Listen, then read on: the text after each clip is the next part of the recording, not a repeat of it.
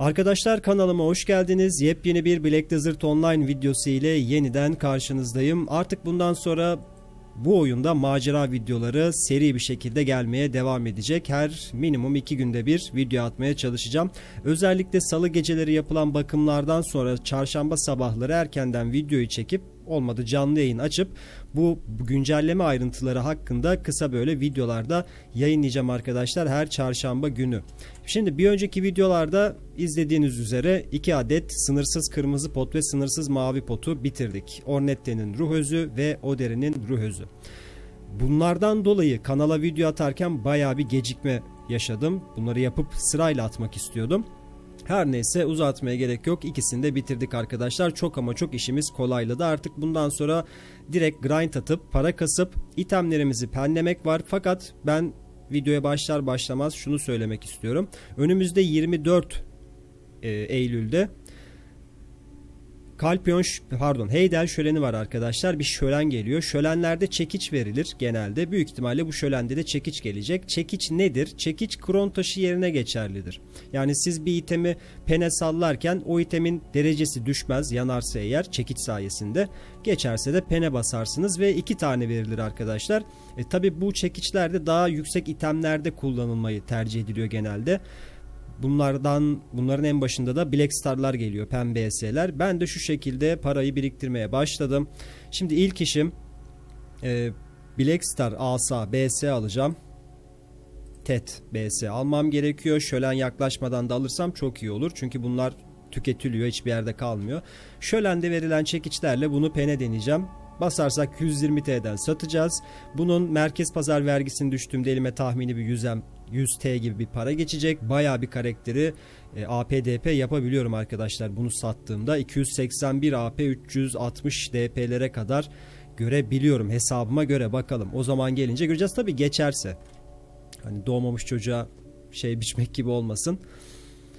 Umuyorum geçecektir ya. 2 kere de kronla sallamayı deneyeceğim. 3K kron yiyormuş bir tanesi. 6K kron bir şekilde kostüm sipariş atarım. 2 de çekiç, 4 kere pene sallarız. Geçmezse ne olur? Geçmezse tekrar TED'de Kara Yıldız asaya geri satarım. 10 T param.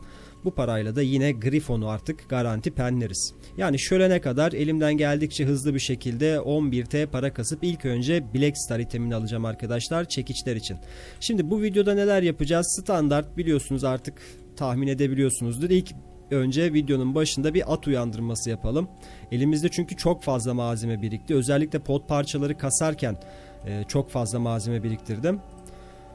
Şimdi 400 tane kron taşımızı bir çekelim. Yani bu demek oluyor ki 4 kere at deneyebileceğiz.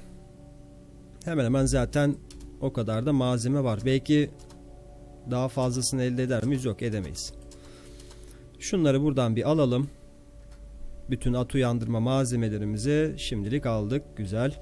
Bu arada sürekli enerji potu kullanıyorum. Enerjiyi fulllediğim gibi arkadaşlar direkt yıldız mezarına yatırıyorum. Bazı arkadaşlar soruyordu nerede kasılıyorsun, nerede kasmamız gerekiyor diye. Ben şu an 269 AP 330 DP ile yıldız mezarını dönmeyi tercih ettim. Orada çöküş düşürebileceğimi umuyorum. Kendimce bir totem. Enerji yatırımımı arkadaşlar seviye 8'e kadar getireceğim burada. Ondan sonra yıldız döneceğiz. Belki bu videoda da dönebiliriz. Şimdi buradaki malzemeleri aldık.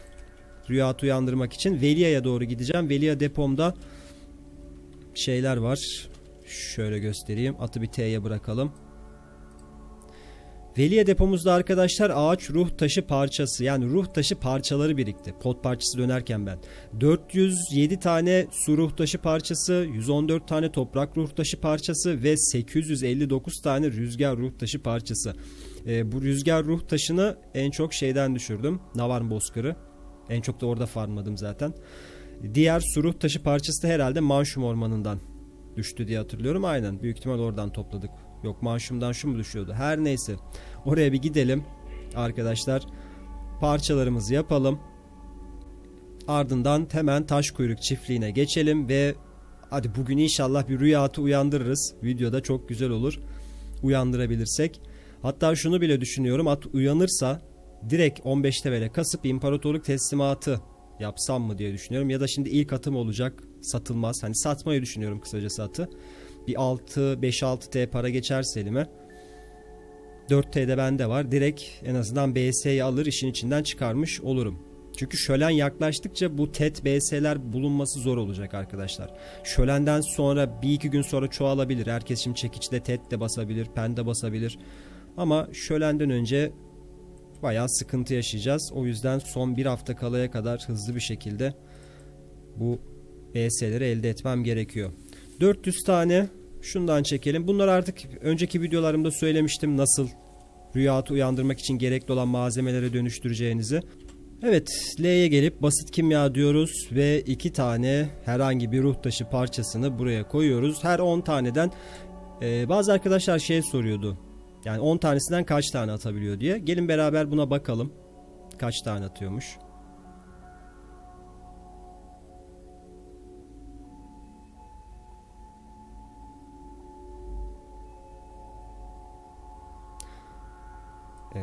Yakalayamadık mı? Yakalayamadık. Neyse, 105 tane saf orman nefesi var. Şimdi üzerine sayınca bakalım. Bir tane attı. Şu an 106. Hani ben 3, 4, 5 atıyor gibi böyle şey yaptım. Düşündüm. 107 yine bir tane attı. Demek ben yanlış bir şey hatırlıyorum. 3 tane geldi arkadaşlar. 110 oldu. Yani her 10 taneden şöyle söyleyebiliriz. 1-3 arası atıyormuş. 4 atmıyormuş demek ki. Bu şekilde ben bunları işlemeye devam edeceğim. Zaten çok işlememize de aslında gerek var mı? Bence yok. 4 kere at uyandırabileceğiz ve elimizdeki malzemeler zaten ancak uyandırır 4 taneyi mi? Yok, yapalım. Hepsini yapalım. Bittiğinde tekrar Taşkuyruk çiftliğine gidip atımızı uyandıralım arkadaşlar. Sevgili arkadaşlar, rüya atı uyandırmak için gerekli olan malzemeleri üretirken bir anda saati kaçırdım ve vel saati olduğunu fark ettim. Artık son 10 dakika kalmış. Sağ olsun bu velde bize Aykut abi eşlik edecek. Kendisi karayla geldi. Daha öncekilere Umut eşlik ediyordu. Bakalım Aykut abinin şansını deneyelim bugün de. Umalım bir vel düşürürüz diyeceğim ama kaç para olmuş? Bu arada vele bakalım. Vel'in kalbi ne kadarmış? Gelirse çok iyi olur. Vel'in konsantre sihrini atıyor arkadaşlar. Bu paketten 8.800T. 9'a koysak, vergiyi düşsek 7.5T falan para gelir. Çok güzel para olur gerçekten. Hem BS'yi alırım hem bir de Griffon için artık bir hafta içinde 6T'yi biriktirir. Griffon'da penlerim. Ama işte hayaller hayaller sevgili arkadaşlar. Evet sevgili arkadaşlar, vel bitti. Bütün ekipman malzemelerimizi de hazırladık. 199 tane saf orman nefesi elde ettik ve diğerlerinden de bu kadar var. Şimdi rüyatı dinlemeden önce gelin bir vel paketini Wizard'ımızda açalım. Büyücümüzde. Hadi bakalım, hiçbir şey çıkmadı. Sağlık olsun. Şimdi buradan şöyle yaptım. Heydel deposunda arkadaşlar peridot yapraklar vardı. Bunları kırmızı pot yaparken 300 tanesini kullandım. Geriye 130 tane kaldı. Daha bu saatten sonra bana zaten pek işime yaramayacak. Bu yüzden buradan takas diyorum. Bu peridot yaprakları ile yine rüya atı uyandırmak için gerekli olan malzemeyi, yani koyu mavi toyna elde edebilirsiniz. 7 taneye bir tane veriyormuş arkadaşlar. 18 tane alabiliyormuşum. 18 tane de koyu mavi toyna kaldık. Bizde de vardı. 31 yaptı. Şimdi ata binelim. Şu ekipmanları bir çıkaralım. Kaçıncı deneyişimiz oldu bir bakalım. Hem onu da söyleyeceğim. Bir kez daha. Umarım ilk rüyatım gibi, Steam hesabındaki rüyat uyandırmam gibi 27'de olmaz. Biraz daha erken olursa çok daha iyi olur. 11. Yani 11 artı 11 kere denemişiz. 12.yi deniyoruz arkadaşlar. Ve 4 kere deneyebilsek 16 defa denemiş olacağız İşin sonunda.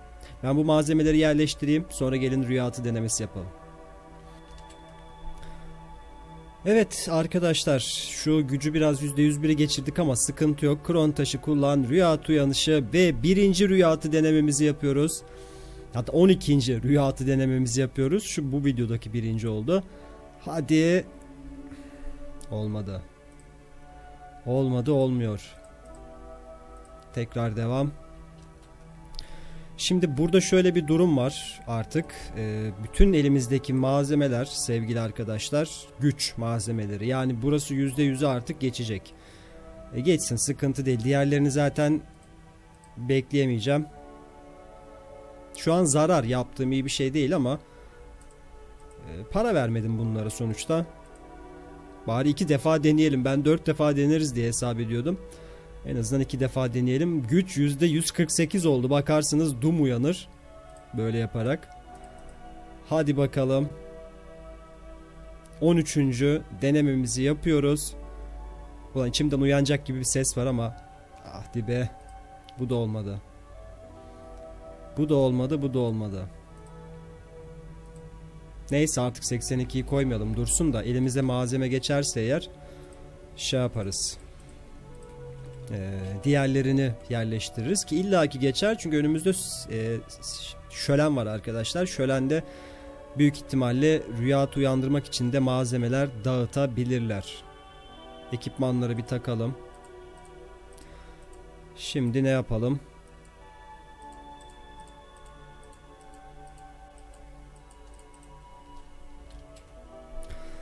Sevgili arkadaşlar tam çıkıyordum.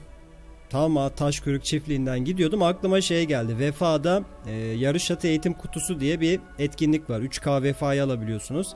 Onu aldım, içinden 10'ar tane bu yinaros meyvesi ve güzel kırmızı alevli mum çıkıyor içerisinden. Onları bastım. 200 dedik. Tabi yine zararına bastım. Güç yine %130'u geçti ama bir kere daha en azından bu videoda rüya atı deneyeceğim. Hadi bakalım bu sefer uyanıyormuş. 14. kez deniyoruz arkadaşlar. Artık son denemem bu. Bayağı uzun bir sürede deneyemem. Olmadı. Yine olmadı. Yine olmadı. Sağlık olsun. Dışarıya alalım. Bir kez daha atımızı giydirelim.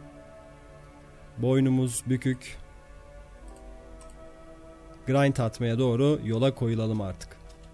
Evet arkadaşlar, yola koyuldum. Nereye koyuldum? Yıldız mezarına doğru yola koyuldum. Gelin sizlerle şöyle 1 saat, en azından bir saat yıldız mezarı farmlayalım. Bakarsınız kara çöküş küpesi düşürürüz. Şu anda yıldız mezarının enerji yatırımı 6. seviyede ve bilmeyen arkadaşlar için yıldız mezarında birkaç böyle detaylar var. Rahat dönebileceğiniz, onlardan bahsedeceğim.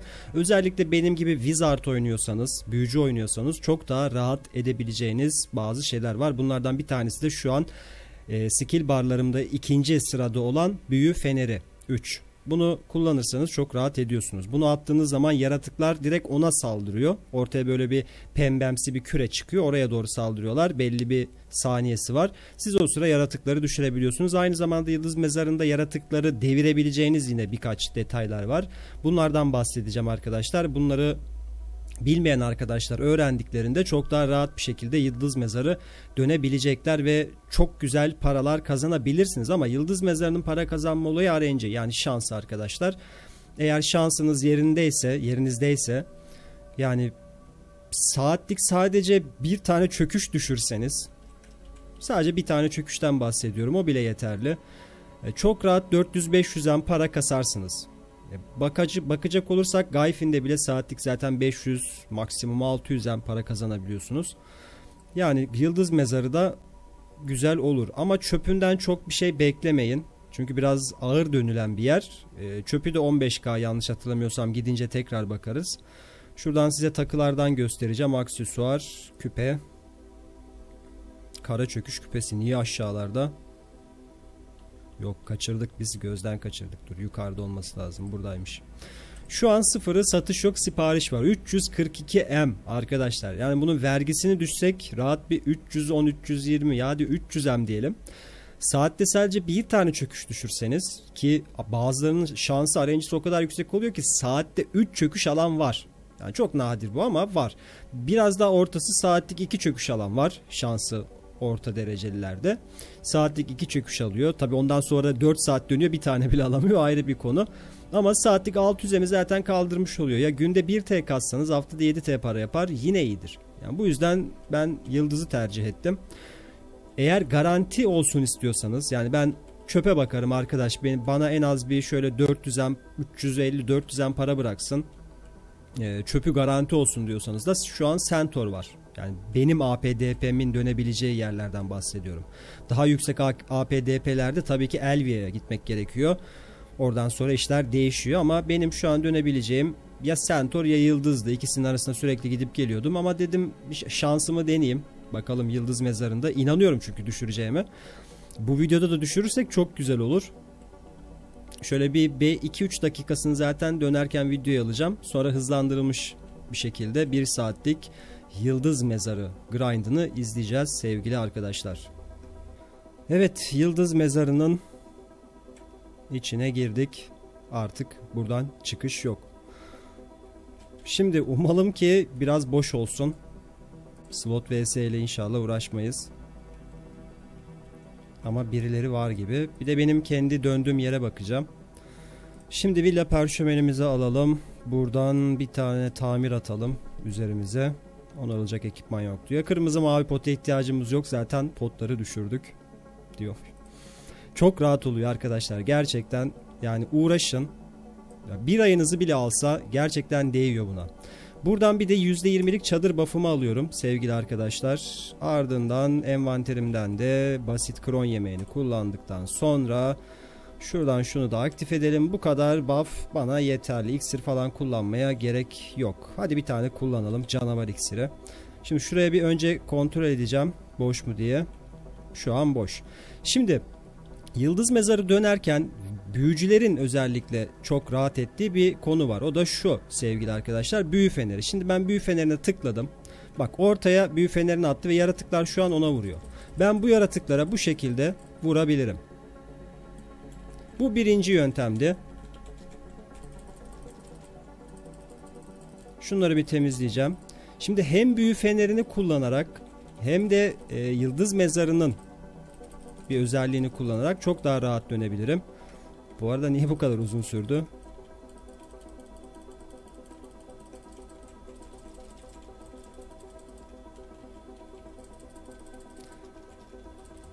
Şuraları bir temizleyelim. Çöpü ne kadarmış? Çöpüne bir bakacağım.